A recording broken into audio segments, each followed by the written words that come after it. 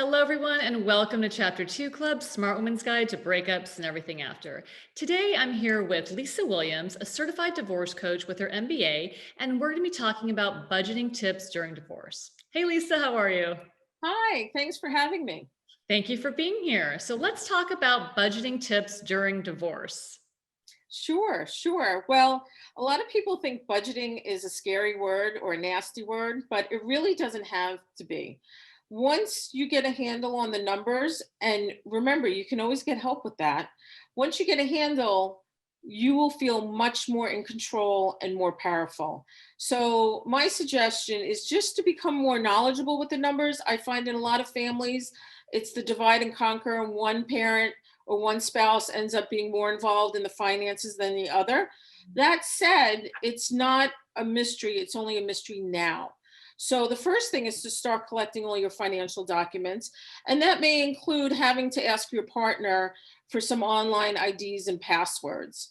But remember, that's just part of the process. It may be uncomfortable, but those numbers have to be known or figured out. So step through any fear that you have, and on the other side is a lot more comfort.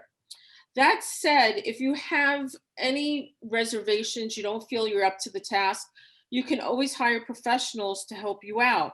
A certified divorce financial analyst can set up a budget for you given the numbers that you provide, and also look at your divorce agreement before you sign it to make sure whatever you're negotiating is going to supply enough funds for you to live post divorce.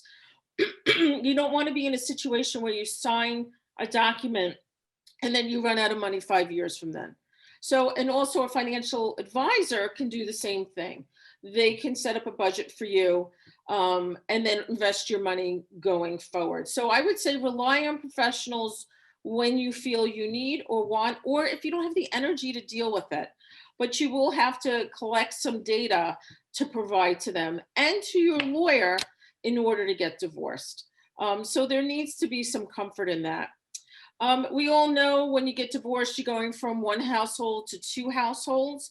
So there will be sometimes where people have to cut back. And for that, I suggest getting one credit card. Put everything on one credit card. I'm not suggesting you go out and spend more than you can pay off. This is a card you should pay off every month if you can. But what it does is it allows you to have the ability to see where you're spending money. And at the end of the year, you can sort on a year-end summary online anything from your gas purchases to your pharmacy, food shopping, entertainment, travel, and you can see where your money's going. So even if you use the card for the coffee at Starbucks, you will see at the end of the year where your money's going.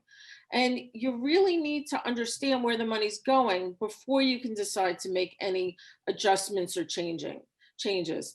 And adjustments aren't all that bad. I mean, sometimes people look at it as like, oh, I have to scale back, I have to scale back. Well, you might have to scale back, but maybe you realize you don't want to be spending your money on certain things that you have in the past. So knowledge is power, and using one credit card will allow you to do that. The second thing is get another credit card just for the kids' expenses. A lot of times in divorce, the parents end up splitting costs for camp, for braces, for doctor visits. Now, if you have to show documentation every month, you really want to keep your personal charges private. So if you use one credit card just for the kids, you can just give your spouse a copy of that credit card bill. Or better yet, a lot of service providers will split bills. Just like when you go to dinner with friends and they split the check 5 ways, your orthodontist can split the bill and send two different bills or charge it to two different credit cards.